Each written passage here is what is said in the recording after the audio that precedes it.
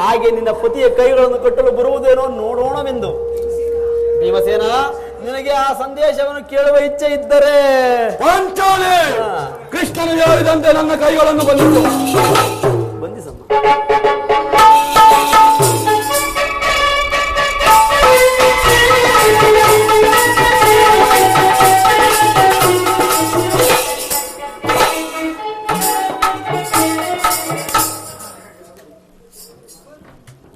ಅಬ್ಬಾ, ಈಗ ನಿರ್ಭಯವಾಯಿತು. ಎಲ್ಲರೂ ಕೇಳಿರಿ. ಭೀಮಸೇನ, ಯಾಜ್ಞಸೇನಿ, ಕಿರೀಟಿ, ಧರ್ಮನಂದನ, ಎಲ್ಲರೂ ಕೇಳಿರಿ. ಭೀಮಸೇನನ್ನು ಬಂಧಿಸಿರುವ ಈ ಹಗ್ಗವು ಅಂದು ರಾಜ್ಯಸಭೆಯಲ್ಲಿ ನನ್ನ ಅಂಗಾಂಗಗಳನ್ನು ಬಂಧಿಸಲು ಅನುಭವಿತ್ತು.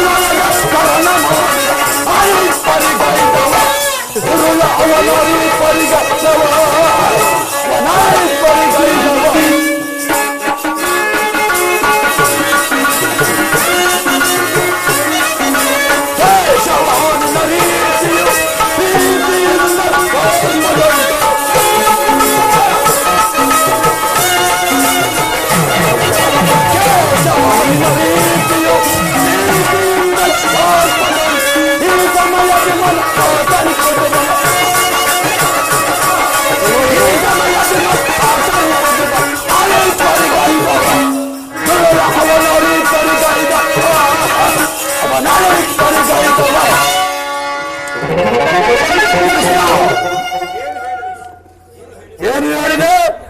ಈ ಹಗ್ಗದಿಂದ ನಿನ್ನನ್ನು ಬಂಧಿಸಲಾಗ್ತಿದ್ದ ದುರಾತ್ಮರು ಬೇರೆಯವರು. ಭೀಮಸೇನ, ಮತ್ಯಾರು? ದುರಾಭಿಮಾನಿಯಾದ ದುರ್ಯೋಧನನು ಆಜ್ಞೆ ಮಾಡಿದನು. ಕಾರ್ಯವು ಅವರಿಂದಲ್ಲದೆ ಮತ್ಯಾರಿಗೆ ಸಾಧ್ಯ? ಪಾಂಚಾಲಿ, ನನ್ನ ಕೈಗಳನ್ನು ಬಿಚ್ಚು. ಈ ನೀಚ ಕೃತ್ಯದಿಂದ ದುರ್ಯೋಧನನ ದುರಾಭಿಮಾನವು ಈಗ ಅನ್ಯಾಯ ಪಟ್ಟಿರುವುದು. ನಮ್ಮ ಪ್ರಿಯ ಬಂಧುವಾದ ಕೃಷ್ಣನನ್ನು, ಪಾಂಡವರ ರಾಯಭಾರಿಯನ್ನು ಈ ರೀತಿ ಅಪಮಾನ ಪಡಿಸಿದರೆ ಆ ಕುನ್ನಿಕಾಲವ ಅಗ್ರಜ ಧನಂಜಯ, ಇದಕ್ಕೆ ನಿಮ್ಮ ಉತ್ತರವೇನು? ಇಷ್ಟ ಮಾತ್ರವಲ್ಲ ಭೀಮಸೇನ, ಅದಕ್ಕೆ ಅವನು ಕೊಟ್ಟ ಉತ್ತರವೇನು ಕೇಳಿರಿ. 5 ಮಾರು ಭೂಮಿಯನ್ನು ಕೊಡಲು ಅವರು ಸಮ್ಮತಿಸುವುದಿಲ್ಲ. ನೀವು ಸಂಧಿಯನ್ನು ಅಪೇಕ್ಷಿಸುವುದಾದರೆ ಅದು ದೊರಕುವುದು ರಣಾಂಗಣದಲ್ಲಿ, ಶಸ್ತ್ರಾಸ್ತ್ರಗಳ ಆಸ್ಪಾನದಲ್ಲಿ, ಮಹಾವೀರ ರಥಿಕರ ಘೋಷದಲ್ಲಿ ಎಂದು ಹೇಳಿದನು. ಈ ಸಂದೇಶಕ್ಕೆ ನಮಗುಳಿರುವುದು ಒಂದೇ ಉತ್ತರ, ಅದು ಯುದ್ಧ. ನಮ್ಮ ಪ್ರಯತ್ನಗಳೆಲ್ಲವನ್ನು ವಿಫಲ ಮಾಡಿ ಮುಂದೆ ಬಂದು ನಿಂತಿರುವುದು ಭಯಂಕರವಾದ ಯುದ್ಧ. ಪರಮಾತ್ಮ, ನೀನೇ ತಿಳಿದಿರುವೆ, ನಾವು ಎಂದಿಗೂ ಯುದ್ಧವನ್ನು ಅಪೇಕ್ಷೆ ಪಟ್ಟವರಲ್ಲ. ಸಂಧಿಗೆ ಸಕಲ ಪ್ರಯತ್ನ ಮಾಡಿದ್ದಾಗ್ಯೂ ತಕ್ಕ ಪ್ರತಿಫಲ ಈ ಯುದ್ಧ. ಪಾಂಚಾಲಿ, ನನ್ನ ಕೈಗಳನ್ನು ಬಿಚ್ಚು. ಏನು ಬಿಚ್ಚುವುದಿಲ್ಲವೇ? ಬೇಡ ಬೇಡ. ಪರಮಾತ್ಮ, ಅಗ್ರಜ, ಧನಂಜಯ, ಯಾರೂ ಬಿಚ್ಚುವುದಿಲ್ಲವೇ? ಬೇಡ ಬೇಡ, ನಾನು ಬಿಚ್ಚಿಕೊಳ್ಳೋಣ. ಈಗ ಎಲ್ಲರೂ ಕೇಳಿ. ಆ ದಿನ ದುರ್ಯೋಧನನ ಒಡ್ಡೋಳಗರಲ್ಲಿ ನಮ್ಮ ದುರ್ದೈವವು ಕೌರವರ ಪರಾಜಯವನ್ನು ಮುಟ್ಟಿದಾಗ ದುಶ್ಶಾಸನದಿಂದ ಅಪಮಾನ ಹೊಂದಿ ಮುಕ್ತ ಕೇಶಿಯಾಗಿ ನಿಂತಿದ್ದ ನಮ್ಮ ಮಡಲಿ ಪಾಂಚಾಲಿ ರಾಜನಿಗೆ ಸಮ್ಮುಖದಲ್ಲಿ ಅಂದು ಪ್ರತಿಜ್ಞೆ ಮಾಡಿದನು. ಎಂದು ರಾಜ್ಯಕ್ಕೆ ಸನ್ನದ್ಧನಾಗುವ ಮುನ್ನ ಅದೇ ಪ್ರತಿಜ್ಞೆ ಮಾಡುವೆನು. ನಾನು ವಾಯುದೇವನ ಅಂಶದಲ್ಲಿ ಜನಿಸಿದ್ದು ನಿಜವಾಗಿದ್ದರೆ ನನ್ನ ವೀರ ಮಾತೆಯಾದ ಕುಂತಿದೇವಿಯ ಸ್ಥಾಪನ ಮಾಡಿದ್ದು ಸತ್ಯವಾಗಿದ್ದರೆ ನಾಡಿನ ಯುದ್ಧದಲ್ಲಿ ಆ ದುರ್ಗ ಕೌರವನ 99 ಮಂದಿ ಸಹೋದರರನ್ನು ನಿರ್ವಂಶವಾಗಿ ನಾಶ ಮಾಡಿ ಆ ದುರ್ಗ ದುಶ್ಶಾಸನ ವಕ್ಷಸ್ಥಳವನ್ನು ಅವನ ಗುಂಡಿಗೆ ಬಿಸಿ ರಕ್ತದಿಂದ ನನ್ನ ಮಡಲಿ ಪಾಂಚಾಲಿಯ ಬಿರುಮುಡಿಯನ್ನು ಕಟ್ಟಿಸಿ ಅನಂತರ ಆ ದರ್ಪಿತ ದುರ್ಯೋಧನನ ತೊಳೆಯನ್ನು ಈ ನನ್ನ ಗದೆಯಿಂದ ಪುಡಿ ಪುಡಿ ಮಾಡಿ ಹಸ್ತಿನಾವತಿ ರಾಜಬೀದಿಯಲ್ಲಿ ರಕ್ತದ ಕೋಣೆಯನ್ನು ನಡೆಸಿ ಎಂದು ನನ್ನ ಪ್ರತಿಜ್ಞೆಯನ್ನು ಈಡೇರಿಸಿಕೊಳ್ಳೇನೋ. ತೀರಿಸಿಕೊಳ್ಳದೆ ಹೋದರೆ ನನ್ನ ಗತಿ ಭಯಂಕರವಾದ ನರಕವೇ ಪ್ರಾಪ್ತಿಯಾಗಲಿ. ಪರಮಾತ್ಮ, ಇದಕ್ಕೆ ನಿನ್ನ ಪಾದವೇ ಸಾಕ್ಷಿ. ಭೀಮಸೇನ, ಅಯ್ಯೋ ಹೋಗ್ಬಿಡ್ಬೇಕು, ತಾಯಿ ತಿರುಗು ಬರ್ತಾನೇನೋ ಅಂತ. ಯಾಕೆ ಬರ್ತಾನೆ ಎಣ್ಣೆ ಸದ್ಯ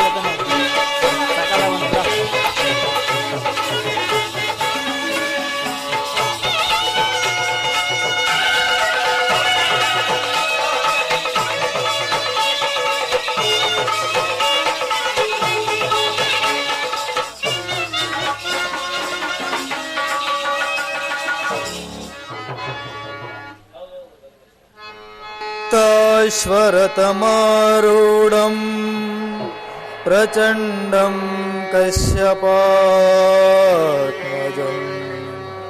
श्वेतपद्मजरं देवं तमसौर्यं प्रणमाम्यहं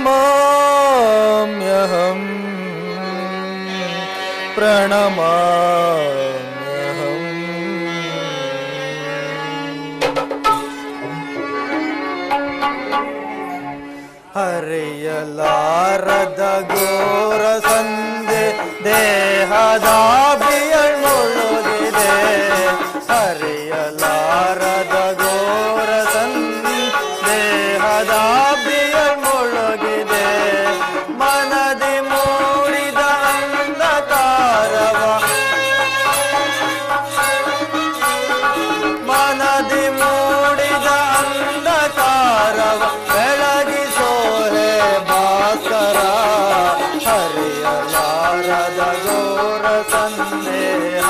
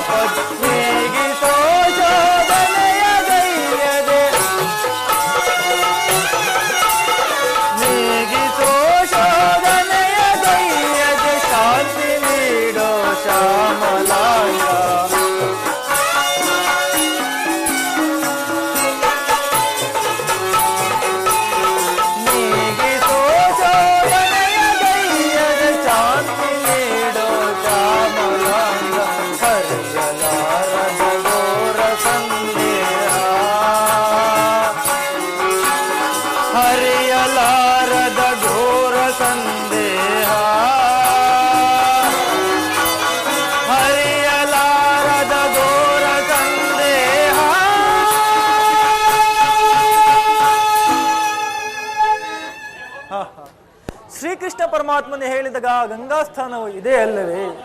ಇಲ್ಲಿ ಹೋಗು, ನಿನ್ನ ಜನ್ಮದ ವೃತ್ತಾಂತವು ತಿಳಿಯುವೆ ಎಂದಿಳಿದು. ಆ ಜನ್ಮದ ರಹಸ್ಯವು ಏನಿರಬಹುದು?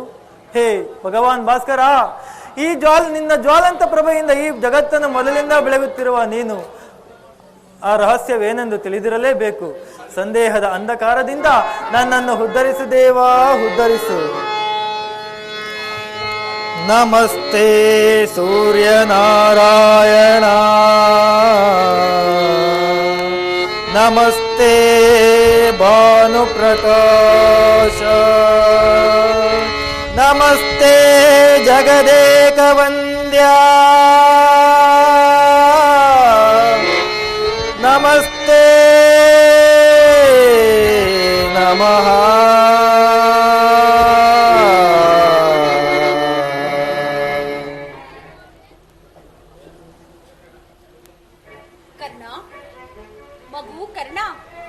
ಯಾರದು? ತಾಯಿ, ನೀನು ಯಾರು? ನನ್ನ ಏಕಾಗ್ರತೆಯನ್ನೇಕೆ ಭಂಗಪಡಿಸಿದೆ? ನೀನು ಸರ್ವಸಾಕ್ಷಿಯಾಗಿ ಪೂಜಿಸುತ್ತಿರುವ ಸೂರ್ಯದೇವನ ಜ್ವಲಂತ ಪ್ರಭೆಯನ್ನು ನಿನಗೆ ಮೊದಲು ತೋರಿದ ಸ್ತ್ರೀಯಳು ನಾನು.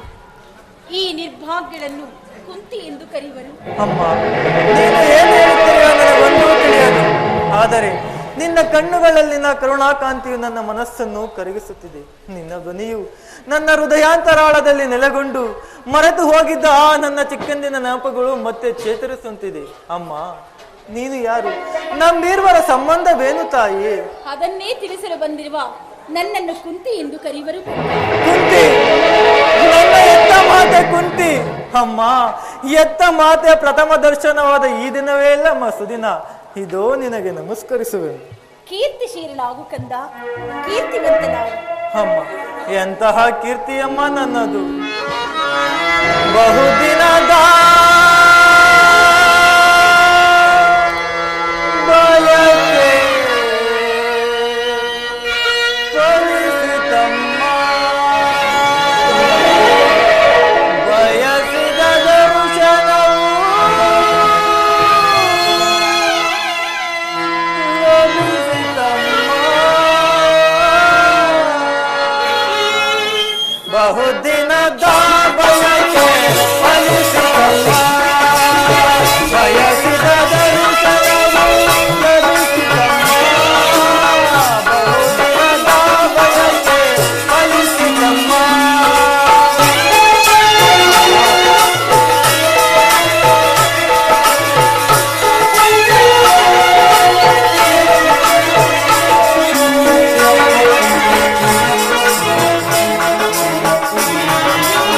ಕರುಣೆಯ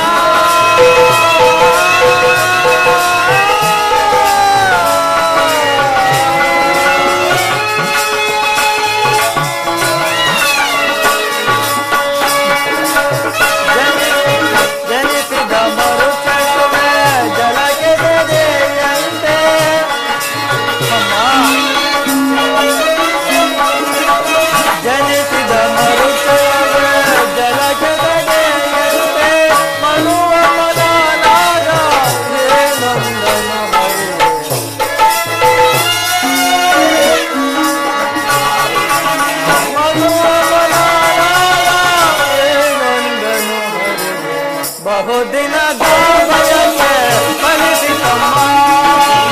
ಬಯಸಿದ ದರ್ಶನವು ಲಭಿಸಿತಮ್ಮ. ಬಹುದಿನದ ಬಯಕೆ ಫಲಿಸಿತಮ್ಮ.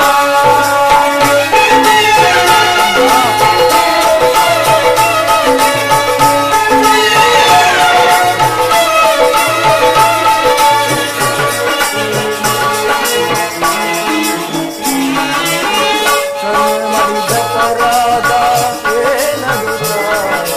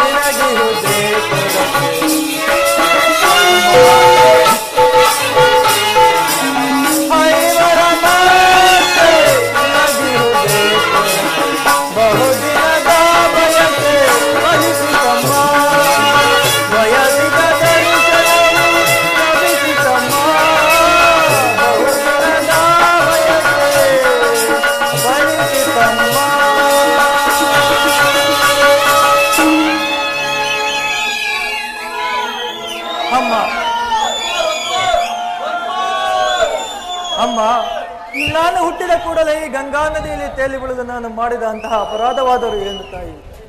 ಈ ನೀರಿನಲ್ಲಿರೋ ಜಲಚರ ಪ್ರಾಣಿಗಳು ಈ ಪಾಪಿ ದೇಹವನ್ನು ತಿನ್ನದೆ ಹಾಗೆ ಬಿಟ್ಟು ಬಿಟ್ಟವಲ್ಲ ಅಮ್ಮ. ಕಾಡಿನಲ್ಲಿರೋ ಕ್ರೂರ ಮೃಗಗಳು ಕೂಡ ತಮ್ಮ ತಮ್ಮ ಮರಿಗಳನ್ನು ಎಷ್ಟೋ ಪ್ರೀತಿಯಿಂದ ಮಮತೆಯಿಂದ ಸಾಕಿಸಲು.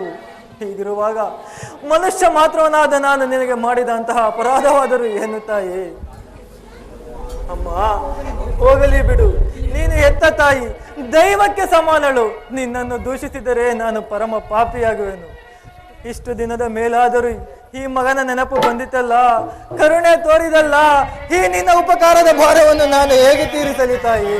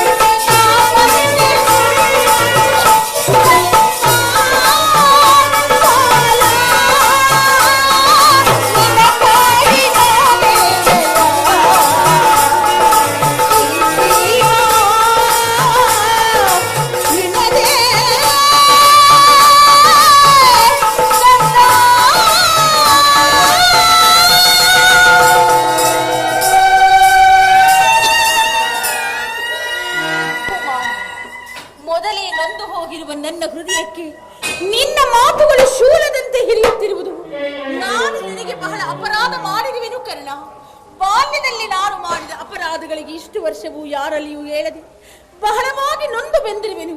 ನನ್ನ ಅಪರಾಧಗಳನ್ನು ಕ್ಷಮಿಸು ಪುತ್ರ, ಕ್ಷಮಿಸು. ಅಮ್ಮ, ನೀನು ಹೆತ್ತ ಮಾತೆ, ದೈವಕ್ಕೆ ಸಮಾನಳು. ಅಮ್ಮ, ನೀನು ಈ ರೀತಿ ಮಾತನಾಡುವುದು ಬಾಲಕನಾದ ನನಗೆ ಶ್ರೇಯಸ್ಕರವಲ್ಲ. ನಾನೆಂತಿದ್ದರೂ ನಾನು ಪರಮ ಪಾಪಿ, ದೌರ್ಭಾಗ್ಯವಂತ. ನನ್ನ ಕರ್ಮಕ್ಕೆ ನೀನೇನು ಮಾಡುವೆಯಮ್ಮ? ಆದುದರಿಂದಲೇ ಈ ರೀತಿ ಬಂಧು ವರ್ಗದವರನ್ನು ಹಗಲಿ ಬಾಳುತ್ತಿರುವೆ. ಅಮ್ಮ, ನಿನ್ನ ಪಾದ ಸೇವೆಗಳನ್ನು ಮಾಡುತ್ತಿರುವ ಆ ಪಾಂಡವರಲ್ಲವೇ ಸುಕೃತಶಾಲಿಗಳು. ಅಂತಹ ಸೌಭಾಗ್ಯ ಈ ಪಾಪಿಗೆ ಎಲ್ಲಿಂದ ಬರಬೇಕಮ್ಮ? ಕುಮಾರ, ಆದದ್ದು ಹಾಗೆ ಹೋಯಿತು. ಈಗಲಾದರೂ ಪಾಂಡವರೊಡನೆ ಸೇರಿಕು. ಪಾಂಡವರ ಶತ್ರು ಪಕ್ಷದಲ್ಲಿದ್ದು ಅವರಿಗೆ ಕೆಡುಕನ್ನು ಬಯಸಬೇಡ. ಸೌಭಾಗ್ಯ ದಾನವನ್ನು ಮಾಡು ಕಂದ. ಅಮ್ಮ, ನೀನೇನೇ ಹೇಳು, ಪರಜಾತನು ನನ್ನನ್ನೇ ತನ್ನ ಆಧಾರ ಸ್ತಂಭವನ್ನಾಗಿಟ್ಟುಕೊಂಡು ಯುದ್ಧ ಹೂಡಿರುವಾಗ ಇಂತಹ ಸಂಬಂಧಗಳನ್ನು ಕಲ್ಪಿಸಿಕೊಂಡು ನಾನು ಈ ರೀತಿ ಮಾಡುವುದು ಸರಿಯೇ ತಾಯಿ? ಅಮ್ಮ, ಇದರಿಂದ ನನ್ನ ತಂದೆ ತಾತಂದಿರು ನರಕಕ್ಕೆ ಬೀಳದೇರೆ ನಾಳೆ ಹುಟ್ಟುವ ಮಕ್ಕಳು ಮೊಮ್ಮಕ್ಕಳು ಅಪಮಾನದಿಂದ ಶಪಿಸಿ ತಲೆಬಾಗಿ ನನ್ನನ್ನು ಶಪಿಸುವುದಿಲ್ಲವೇ? ಅಮ್ಮ, ಇಂತಹ ಸನ್ನಿವೇಶದಲ್ಲಿ ವೀರ ಮಾತೆಯಾದ ನೀನೇ ಈ ರೀತಿ ಮಾತನಾಡುವುದು ಸರಿಯೇ? ನಿಶ್ಚಯ ಕರ್ಣ. ಆದರೆ ಪಾಂಡವರು ನಿನ್ನ ಬೆನ್ನಲ್ಲಿ ಬಿದ್ದ ಸಹೋದರರಲ್ಲವೇ? ಅವರ ಕ್ಷೇಮವೇ ನಿನ್ನ ಕ್ಷೇಮವಲ್ಲವೇ? ಅವರನ್ನು ಕಾಪಾಡಬೇಕಾಗಿರುವುದು ಹಿರಿಯ ಪುತ್ರನಾದ ನಿನ್ನ ಧರ್ಮವಲ್ಲವೇ? ನೀವಾರು ಜನರು ಸೇರಿ ಹಸ್ತಿನಾವತಿಯ ರತ್ನ ಸಿಂಹಾಸನವನ್ನಾಳುವುದನ್ನು ನಾನು ಕಣ್ಣಾರೆ ಕಂಡು ಸಂತೋಷ ಪಡುವುದು ಬೇಡಬೇಕಂದ. ಸಿಂಹಾಸನದಲ್ಲಿ ರಾಜ್ಯಭಾರ ಮಾಡುವ ಯೋಗವು ಈ ಪಾಪಿಗೆ ಅಲ್ಲಿಂದ ಬರಬೇಕು. ಇದುವರೆಗೂ ನಾವು ಆರು ಜನರು ಒಟ್ಟಿಗೆ ಆ ಸಹೋದರ ಭಾವನೆಯೇ ನನ್ನಲ್ಲಿರಲಿಲ್ಲ. ಹೀಗಿರುವಾಗ ನಾವು 6 ಜನರು ಒಟ್ಟಿಗೆ ಸೇರಿ ಯುದ್ಧ ಮಾಡುವುದು, 6 ಜನರು ಒಟ್ಟಿಗೆ ಸೇರಿ ರಾಜ್ಯಭಾರ ಮಾಡಲು ಸಾಧ್ಯವೇ ತಾಯಿ? ಮಮ ಪ್ರಾಣಾಯ ಪಾಂಡವ ಎಂಬಂತೆ ಪಾಂಡವರ ಪ್ರಾಣವೇ ತನ್ನ ಪ್ರಾಣವೆಂದು ಶ್ರೀಕೃಷ್ಣ ಪರಮಾತ್ಮನು ಹೇಳಿರುವಾಗ ಪಾಂಡವರಿಗೆ ಅಪಜಯವೆಲ್ಲಿಂದ ಬರಬೇಕು?